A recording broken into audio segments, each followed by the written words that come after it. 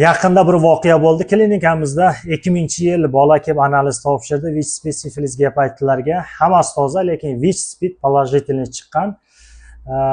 Oilasi bor, uylangan, yaqinda farzandli bo'ldi. Savol beryaptiki, farzandimga o'tadimi VICH yoki oilamga o'tadimi degan savol beryapti. Oilasiga 50 ga 50 o'tishi mumkin, chunki titriga qaraydi. Titri past bo'lsa VICH-SPIDning titri bo'ladi.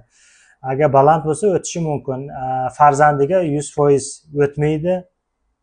Hamma joyda meditsina doказательства bor, dokazat qilgan, chunki platsent qonni tozalab farzandingizga jo'natadi. Ayoliga 50 ga 50 o'tadi. Mana shuning uchun ehtiyot bo'linglar. Moskvada yurgan yigitlar, yosh bolalar, uyingizda farzandingiz bor, misol oilangiz bor, ayolingiz bor, jinsiy aloqa, fohishalarga bormanglar. Drug va krugi, Telegram qizlar juda ham ko'p fohisha qizlar. Rezinka bilan ham o'tyapti, berezinka ham o'tyapti. Mana shuning uchun ehtiyot bo'linglar. Rahmat, sog' bo'ling.